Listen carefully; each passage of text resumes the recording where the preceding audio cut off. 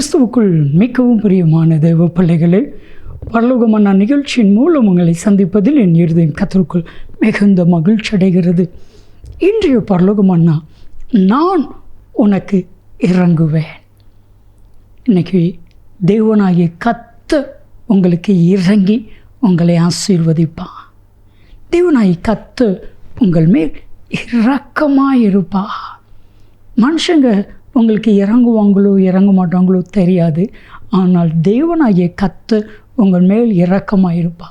ஒரே ஒரு ஜெபம் பண்ணுங்க, என் மேல் இரக்கமாயிரும். இந்த ஜெபம் வல்லமை உள்ளது. எல்லாருக்கும் ஆண்டவர் இரக்கம் காட்டுகிறவரா? வேதம் சொல்கிறது அப்படி அல்ல.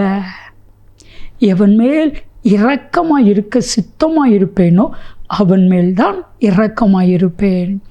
எவன் மேல் உருக்கமாக இருக்க சித்தமாக இருப்பேனோ அவன் மேல்தான் உருக்கமாயிருப்பேன். இன்றைக்கு ஆண்டவரே, என் மேல் இரக்கமாயிரும். என்னுடைய எல்லா பாவங்களையும் மன்னிங்க. என் மேலே இரக்கமாயிரும். என்னுடைய எல்லா பிரச்சனைகளையும் மாற்றுங்க. என் அன்பு தெய்வ பிள்ளைகளை, கர்த்தர் மனம் இறங்கி உங்களை ஆசீர்வதிப்பா. இன்றைக்கு நமக்கு தேவையான ஒரு காரியம் என்ன தெரியுமா? இரக்கம். ஆண்டவருக்கும் மனிதர்களுக்கும் நிறைய வித்தியாசம் இருக்குது. அதில் ஒன்று, தேவன் இரக்கமுள்ளவர், மனிதர்கள் இரக்கமற்றவர்கள்.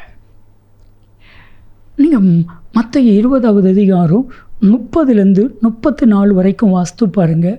பார்வையற்ற 2 பேர் இயேசு போகிறார் என்று கேள்விப்பட்டு, தாவீதின் குமாரனே, எங்களுக்கு மனம் இறங்கும் என்று கூப்பிட்டார்கள்.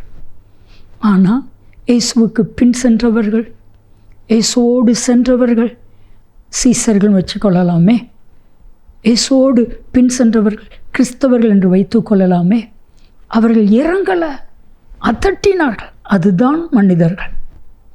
இயேசு தூரம் போய்விட்டால் அமைதலாயிர அதட்டினார்கள். ஒருவேளை இறங்கியிருந்தா, இயேசு தூரம் போயிட்டார்ப்பா, கொஞ்சம் கவலைப்படாத, நான் உன்னை கொண்டு போய் விடுறேன், நவுளு நவுளு நவுளு அப்படின்னு சொல்லி இவங்களை கூட்டிகிட்டு போய் இயேசு இடத்துல விட்டுருந்தாங்கன்னா மனுஷங்க இரக்கமுள்ளவர்கள் வந்திருப்பாங்க. ஆனால் வேதம் சொல்லுகிறது மத்தேயு 20:33-34, நான் உங்களுக்கு என்ன செய்ய வேண்டும்? பார்வை அடைய வேண்டும். மனம் இறங்கி அவர்களை தொட்டார், பிச்சைக்காரர்களை தொட்டார், ஆண்டவர் அற்புதத்தை செய்தார். மனுஷங்க உங்களுக்கு இறங்க மாட்டாங்க, ஆண்டவர் மனம் இறங்குவா. ஆண்டவரிடத்தில் கேளுங்க, என் மேல் இரக்கமாயிரும், என் மேல் இரக்கமாயிரும். தாவீது நாத்தான் தீர்க்கதரிசி மூலமாய், நீந்தான் அந்த கொடிய மனிதன், நீந்தான் அந்த பாவம் செய்தவன், நீந்தான் அந்த கொலையை செய்தவன் என்று சொன்ன பொழுது தாவீது ஜெபித்த ஜெபம் என்ன தெரியுமா? சங்கீதம் 51:1, என் மேல் இரக்கமாயிரும் கர்த்தாவே.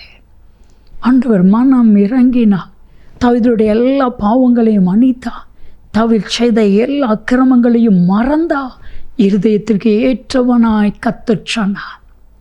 இன்றைக்கும் உங்கள் எல்லாரும் மேலும் கர்த்தர் மனம் இறங்குவா. அவர் மனம் இறங்கி அற்புதத்தை செய்வார்.